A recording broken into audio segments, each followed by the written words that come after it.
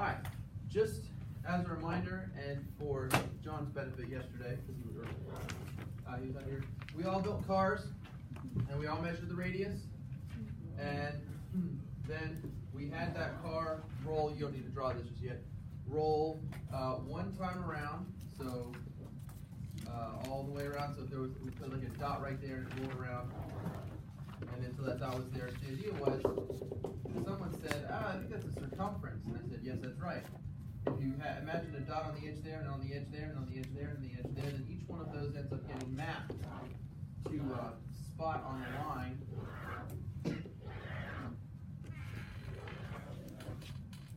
So that entire circumference is the linear distance that the wheel would travel. So if it makes one rotation, then that distance right there equals, I should say distance, equals the circumference, or equals 2 pi r. And we also talked about if you had, and someone with a really small vehicle here, sure that would be fine. We said, what if these wheels went around one time? Okay, that would be like one roll would be right there. Now with a little bit of a smaller vehicle, if the wheels rolled around one time, go that way, that really didn't even spin. So anyway, you get the idea. One time around, there we go. One time around, it goes about that far. So we said, what if these wheels, this is going to get into today's lesson eventually, what if these wheels are spinning 5 times a second? 1, 2, 3, 4, 5, it's going all the way out there. You know, this one 5 times a second is just going 1, 2, 3, 4, 5, it's going to go there. So in 5 seconds, which car is going to be going faster? Bigger wheels. So if you want your car to go faster, just put bigger wheels on it. It's like hat day or something? I think the hat's off this place. I thought maybe it was. Give you the benefit of the doubt. All right. So, here we go. So today's lesson is about stuff like that. This is applications of rotations.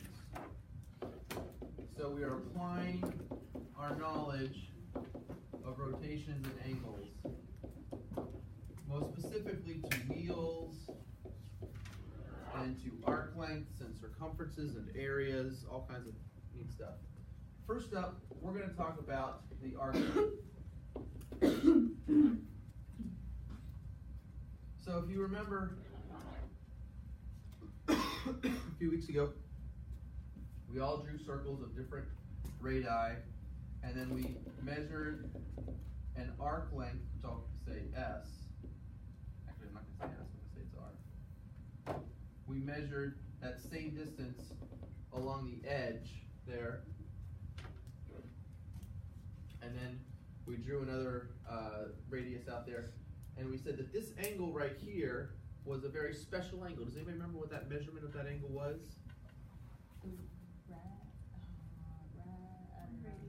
Radian. That was 1 radian. Anybody remember about how many degrees it was? 57. Yeah, 57.3 actually. We were around 60, but yeah, I mean that's what we all were kind of getting. But that 57.3, or more exactly, 1 radian. All right. So we are going to look at first is I'm going to say, all right, what if I have something that's more than 1 radian or less than 1 radian? I don't know how big that angle is going to be. Maybe it'll just be theta. I want to figure out how far is that arc length. So S is the letter that we use. How far is that arc length? Working all the way around. All right. We already know that it's proportional. That we know that the bigger the angle, then the bigger the arc length. In fact, it's completely proportional. If we were to go, if we were to double this, 2 rads, then that would be 2 radians here. 3 rads would be 3 radians of an arc length. So we know that there's a proportional relationship here. So what we're going to say is this angle, 1 rad, divided by the radius, r, is proportional to whatever angle I have here, theta, divided by this arc length, which I will call S. And then I'll just do little cross multiply. S times 1 is S. R times theta is R theta. And that's a pretty darn good formula right there. S equals R theta. Alright? Where S is the arc length, R is the radius, and theta is the central angle in radians.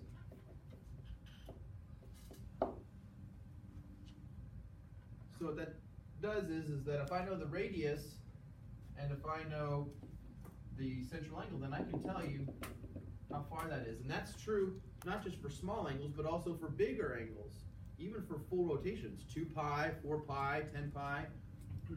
All right, let's go ahead and do some problems based on this. If you don't have a calculator, come on up here and grab one.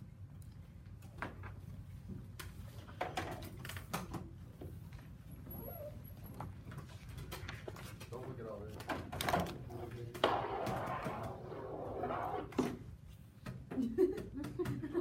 Okay, didn't write that down. That worked out very well. There we go. That worked out. All right, so here we go. This is the type of problems you're going to deal with this arc length stuff. A circle has a radius of 16 centimeters. Find the length S of the arc intercepted by a central angle of 58 degrees. Do not round any intermediate computations and round your answer to the nearest tenth. So I like to draw pictures of geometric shapes. So I've got a radius 16 centimeters, 58 degrees, okay, so that's about like that. S, if this is a pizza, S would be like, how long is the crust? What's that? What's this distance right here? What's that length? Do we have a formula? Yeah. What is that formula? Thank you. S equals R times theta.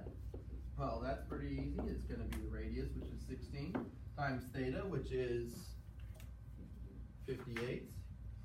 16 times 58 degrees is 928 centimeters. Is that a realistic answer? 900 centimeters for this section right here? I don't.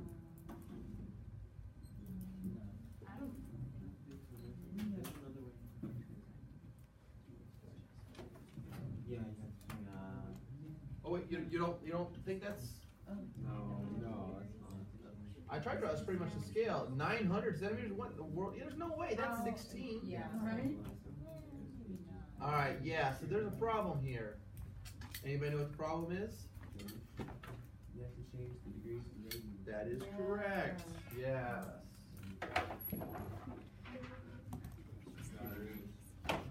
All right. So side problem. We'll do it over here. I need to do 58 degrees and convert that to radians. Anybody remember how to do that?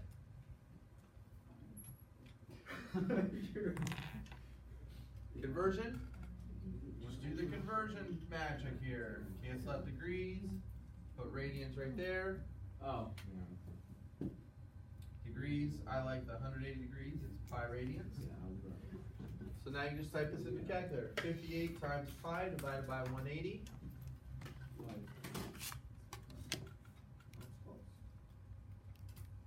I await your answer.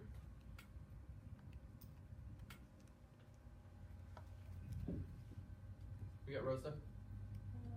0.32 repeating. 0.3 repeating or 1 point something? No, it's just 0.32. 58 divided by 180.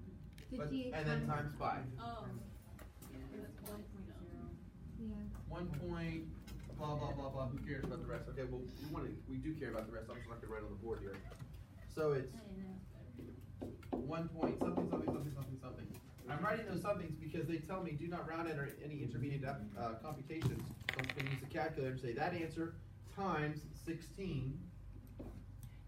All right, now go ahead and give me a final answer rounded to the nearest tenth. 16.2. 16.2? Is that a realistic answer? Yes. I'd say so, yeah, 16.2. In fact, look at the angle. 58 degrees, that's just a touch above 57.3. Just a little bit above 1 radian. If it was 1 radian, then this would be a complete match. 16 radius would be 16 on the arc length. We're a little bit above 1 radian because it's 58 instead of 57.3. And so we have a little bit above on that arc length there. All right, I'm liking that. That is our answer. That is the arc length. Just plug it in the formula, but make sure you plug it in radians. Number 2, a circle has a radius of 19 feet. Find the radian measure of the central angle that intercepts an arc length of 20 feet. As always, I'm going to draw a picture. Radius of 19. We want to find the central angle, theta, if we have an arc length and S value equal to 20. Do we have a formula that relates those 3 quantities? What is that formula, Nick?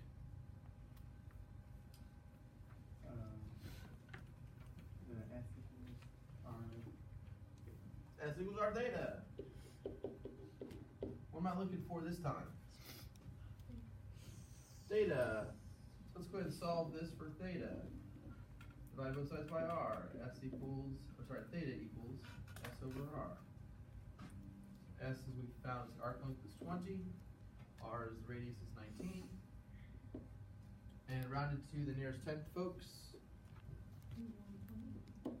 1 point, do I hear 1.1?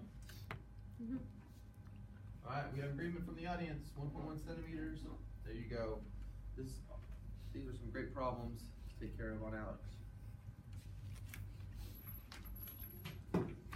We had one where we found S, one where we found theta. I'm pretty sure you could solve a problem where you had to find R, right? This is another freak out. I know you can. So we're not going to mess with number 3, but we are going to go back and look at some new formulas here. All right, new idea. No, because it tells us to get your radius. Next idea. What we want to do is we want to figure out a relationship between theta and the area of a slice or a sector of a pie or a circle. So for instance, I'm going to build an argument here, just like a lawyer. So we have this entire pie. We're going to eat the whole pizza, okay? What is the area of that entire pizza? Yeah, pi r squared. Alright, well, now I'm going on a diet. No more of those entire pizza, frozen pizzas. Now, I'm just going to eat half the pizza. Alright, probably still not a great idea, but trying to cut back a little bit. So what's the area there, folks? Pi r squared over 2. Let's go ahead and make it a little bit more pre-calculus-like. We'll say 1/2 pi r squared. Alright, well, that was when I was a bachelor. This is when I was married. Now I'm married with kids and I don't even get the whole pizza. I don't even get half the pizza. I get, like, if I'm lucky, a third. Alright, so, but that's okay, it helps me stay trim. No, that's okay. Alright, so now maybe I'm only going to get a third of that pizza. Alright, so 1/3 pi r squared. Well, now that I've got all this time to just think because I'm not eating pizza, I like to think about the angle here that would form the region that I'm eating. That sounds right, I guess. So, for instance, I'm going to think about, if I start here and went all the way around, what angle would that be? What angle of rotation would sweep through the section of the pizza that I'm getting to enjoy? 360 degrees. In radiano, por favor. 2 pi. 2 pi. And then, a little while later, it's pi. And then here, Pi over 2? No, it is actually not pi over 3. Oh, darn it. Because if you think about it, if this is pi, pi over 3 would be if I had a third of each one of these. Yeah, but it's a third of the whole. It's a third of the whole thing. Pi over 2. 1/3 of 2 pi, yeah. So Oh, I'll write that my as goodness gracious, I was so wrong. 2 pi over 3. Okay? So as I'm contemplating these things, I say, there definitely seems to be a relationship between that angle, all right, and the amount of pizza that I'm eating. Would y'all agree with that? All right. In fact, I'll look at this. When that angle gets cut in half, then the area gets cut in half. Y'all see that? When the angle gets cut into a third, so 2 pi divided by 3, then this right here also, the area was divided by 3. Are y'all seeing that? What I'm shooting for here is that there's a very obvious relationship between the angle and the area. Well, I mean obvious, but we can definitely tell that it's proportional. That if I cut the angle in half, then I'm cutting the area in half. If I cut the angle, into thirds, then I'm cutting the area into thirds. Would y'all grant me that? Okay, thank you. So we can definitely say that there's definitely some sort of proportional relationship here. And so what that means, that's going to give me the authority to do this. I'm going to create a new section here. This is some point in my life, I don't know when, where I'm going to eat an undesignated amount of pizza. Okay, I don't know what that angle is going to be. Maybe we'll have more children. Maybe my boys will grow up and go to college, and then they're get their own pizza, right? So I'm gonna And maybe you get your own pizza once again. yeah. I don't know. Well, it's a crazy world we live in. Crazy. So I'm going to just draw some random angle theta. I don't know what that actually is going to be. It might be 57 degrees. It might be 80 degrees. It might be 355 degrees. Okay, who knows? But some random angle theta. And obviously the area which it will correspond to. And no matter what that happens to be, I could say that angle theta divided by the area, I know that it will be proportional to the angle 2 pi over pi r squared. Such that I know that if I would take that 2 pi and divide it by 2, then I could take that area and divide it by 2. Or if I take that 2 pi and divide it by 3, then the area divided by 3. And now we have a pretty nice proportion, so we can do some great stuff with this. First off, I notice that those pi's, pi over pi cancel out. I'll multiply both sides. I'll just do a little cross multiply. So 2 times the area equals theta times r squared. And then I'll divide both sides by 2. So I have area, instead of divided by 2, I'll just write times 1/2. So 1/2 r squared times theta is the standard way of writing that. And this is a formula which relates theta, the central angle, the radius, and the area of the the amount of pizza that I get to eat. Technically, we call these sectors. So the area of a sector is equal to 1/2 the radius of the circle times the angle, the central angle which forms it. And of course, that angle must be in rads. So now I believe we can do number 4, which says the area of a sector of a circle with a central angle of 1 radian is 13 square feet. That's big pizza. Find the radius of the circle. I don't like that one. Let's go to number 5. That's better. That's going to be straightforward. A circle has a radius of 3.5 centimeters. A sector of the circle has a central angle of 7 pi over 6 radians. Ooh, yeah. Find the area of the sector. That's a little bit more of a straightforward plug and chug formula here. So we've got the radius, which is 3.5. 7 pi over 6, that's a little over 1 pi. So something kind of like this. 7 pi over 6. And we're going to find the area of that whole thing. So there's theta. There's our r. Here's our formula. 1/2 r squared theta. We can literally just plug in the numbers. So 1/2 times 3.5 squared times 7 pi over 6, and I await your answers.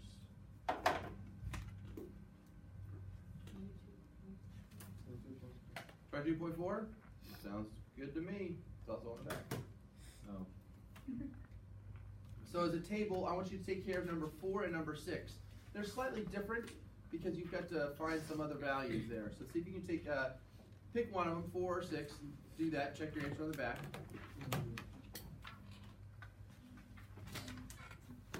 And I'll walk around here in a minute.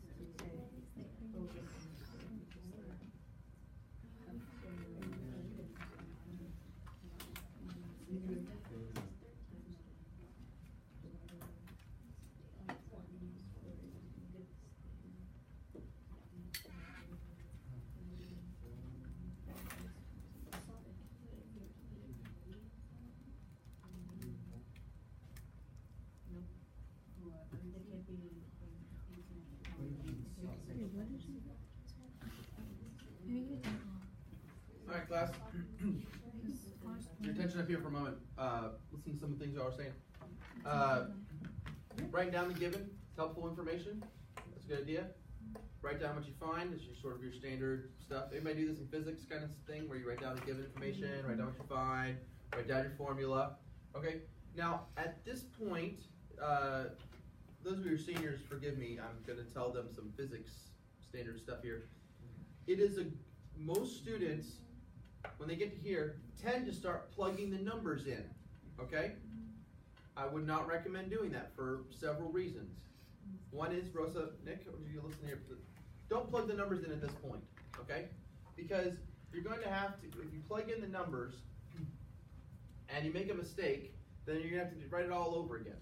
Also, if you plug in the numbers at this point, then you're going to have to start rounding and things like that. And you don't want to round anything. They say don't round into your intermediate calculations, okay?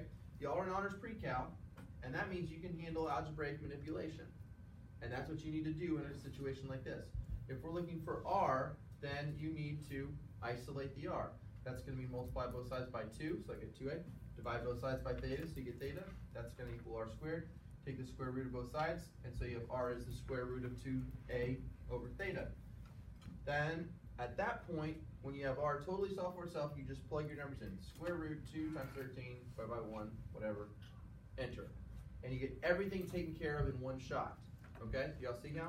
Now, consider if I don't do that, if I do the way that I'm suggesting not to do it, you plug in 13 equals 1/2 times R squared times 1.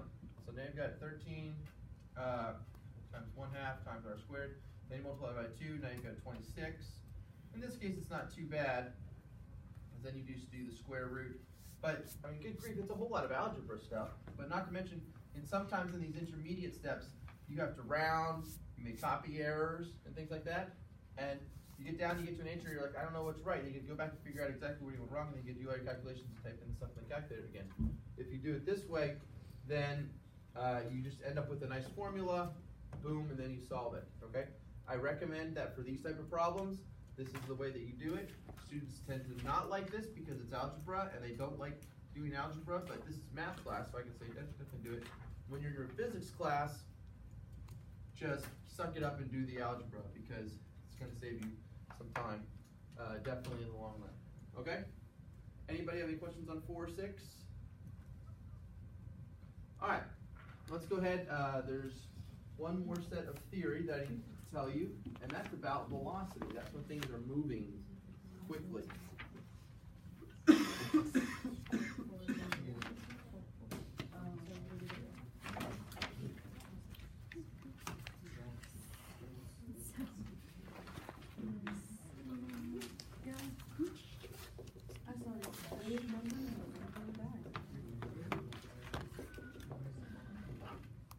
All right, so let's talk about circular motion. Let's say that we have a circle, and there's maybe this is some sort of wheel that's freely spinning around. Maybe it's on the ground. Maybe it's rolling, and it's actually moving here. Maybe it's just maybe it's a gear spinning. Maybe it's a plate that's on some sort of rotation. Yeah, microwave plate. There's a bit of food there that you put on the end. Maybe it's a fly on the end of a fan. All right, going for a joyride there. Who knows what it is? But the question that we could ask is, this fly, or whatever it is, it happens to be sitting right there, how fast is he moving? Okay.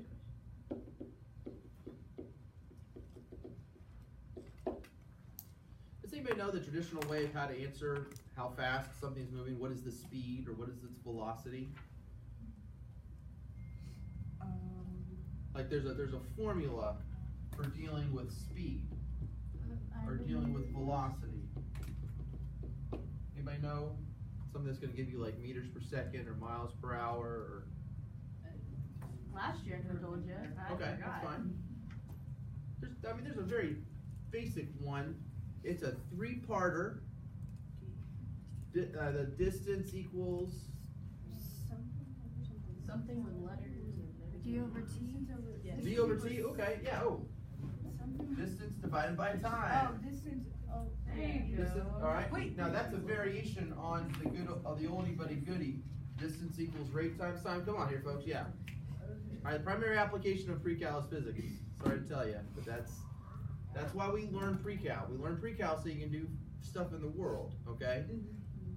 Mechanically, with stuff with electronics, stuff with engineering, all kinds of. This is why we learn pre-cal. So that's the old one there. Distance equals rate times time. Okay. You move this around a little bit, you get rate equals distance divided by time. You travel 100 miles in 1 hour, you've gone how fast? 100 miles in 1 hour, 100 miles per hour. Okay? Now, there's a problem with this oldie but a goodie when we're dealing with circles. Okay? And that problem is, what if I say it takes him 5 seconds to go all the way around one time? All right. Well, his distance, he's right back where he started from. His distance is 0, and his time is 5 seconds. So his rate would be 0 divided by 5, and so he's gone 0 centimeters per second. Oh, Does that sound right? no. I just said that in 5 seconds he went all the way around here. He's back where he started. So, but if I look at his end point, look at his beginning point, they're both the same point. So, clearly this is wrong. He's clearly moving faster than 0 centimeters per second, right? So where is the error in this? I'll tell you right now, the formula is a good formula. Is the problem with the 0 or with the 5? Probably with the 0. Okay, I said he's traveled 0 because he started here and he ended here. But is that really the distance that he's traveled? No, what's the distance that he's traveled? 360. He has covered 360 angles, or 360 degrees. Or, if we were to measure that out, he's traveled that entire circumference. So in reality, the distance isn't that. The distance is the circumference, okay? So it's whatever the circumference is. I don't know, maybe it's 10 centimeters. He's traveled 10 centimeters in 5 seconds. He's traveling at 2 centimeters per second. That seems to make a little bit more sense here, okay? So, another way, there's 2 ways that we can talk about how fast that he's moving. This is one of the ways. This is something called linear speed, okay? So how do we determine how fast? There are 2 ways to talk about how fast you're spinning, or how fast a point on a circle is moving.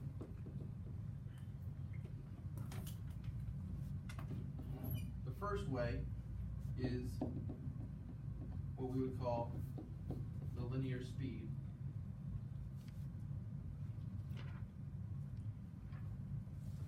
And that is the distance it travels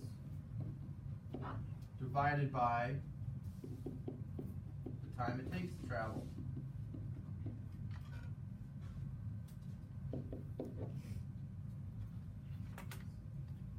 We say linear speed, but we normally use the letter V for velocity.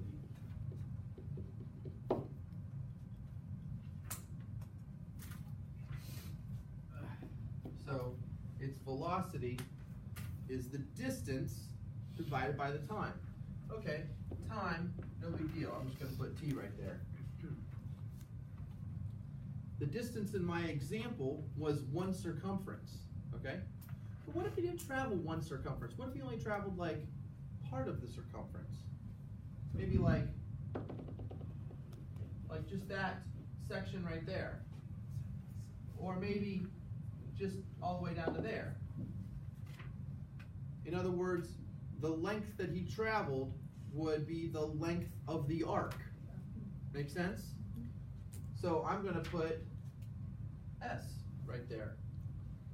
So remember, S is arc length. Something smells fishy here. It seems to me like Mr. Goddard's about to utilize that previous formula. Yep. Earlier we found out today that S is equal to, say again? R theta. So the velocity is equal to S is equal to R times theta. So the linear velocity, okay, or the linear speed is R times theta divided by time. Of course, theta is in radians. We'll make a little note there. Radians.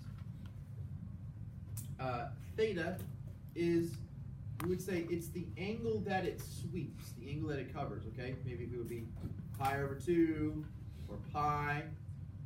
What's kind of interesting is it doesn't have to be just between 0 and 2 pi. I could say that this fly guy on the end of the fan travels 4 pi in 4 seconds. You see what I'm saying? That's still going to give you the angle of rotation, okay? 4 pi and then divided by 4 seconds. Or you could travel 12 pi. See where I'm getting to this? So, you know, that's, whatever, 6 times around.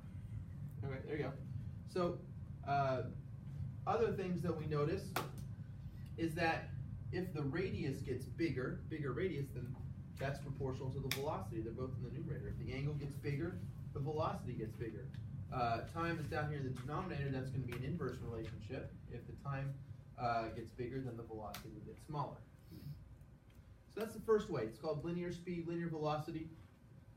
As a side note, if this happened to be a wheel that was spinning, then that would be how fast the car would be moving forward. So I'll put a little note. I'll put it over here. If this is a wheel, then the velocity is how fast the car is moving forward. Let's see your car real quick. I think that kind of makes sense. If I said that this wheel spins 2 pi in 1 second, okay, so 2 pi, so just round 1 second, that would mean that it traveled forward, how far? If I said this wheel traveled 2 pi in 1 second, then this happens to be on a road, then how far did the car travel in 1 second? 2 pi in 1 second. So what I'm getting at is the rate at which a little guy on the end here is going around, that's actually how fast the car is moving. So the velocity, how fast the car is moving, is the radius times the angle that is swept through divided by the time. Okay? That's one way of measuring how fast something is spinning. Here's the second way. It's called angular speed.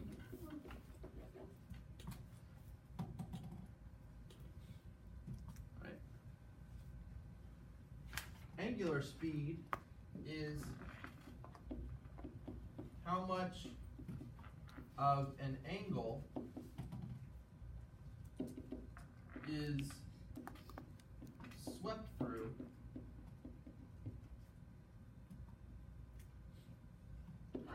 divided by the time it takes.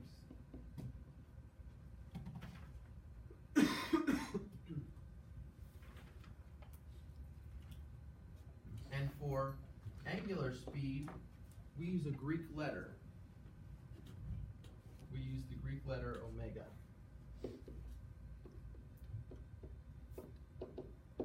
Lowercase omega.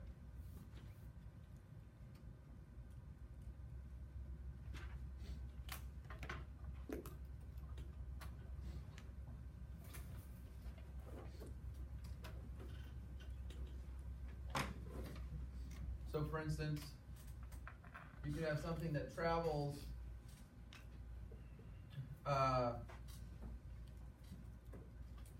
you don't need to write this down. 2 pi over 3 angle radians in 4 seconds, or it could travel. It could cover pi over 6 radians in 1 second. It's saying how much of an angle did you cover divided by the time. This one over here was how much distance did you travel divided by time. So it's just a different way of talking about it. It's saying what's the angle. So the angle we normally give is theta, and the time is t. So we have omega equals theta over t. And so the units here are the units of theta divided by the units of t. So this is normally going to be in radians per second.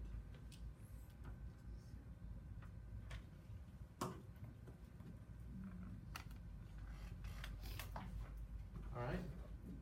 Now it's going to get really weird because I'm going to relate this to that. If I go back to that linear speed, I'm looking and seeing something really similar between this and that. I'm seeing a theta over t, right? I'm seeing a theta over t. I can take this one more step and say the velocity equals r times omega. And that's a way that I can relate the linear velocity with the angular velocity. Okay? Yeah. And final thought here is the bell is about to ring. Velocity, angular velocity equals r omega is very similar to the linear distance is equal to r times the angle. This is linear distance equals radius times the angle covered. Okay? This is linear speed or linear velocity, pretty much the same thing, equals r times the angular speed. You see the similarities there? I mean, they're pretty much right on top of each other, so you can't miss them. So anyway, you might say, are there any more? Well, yeah, there's more. After distance, speed, there's one more thing. Anybody know what it is? What comes next? After velocity, there's acceleration. Acceleration. Yeah, distance, velocity, acceleration. Okay, we'll talk about that probably on Monday. Maybe tomorrow. We'll find out. See you then.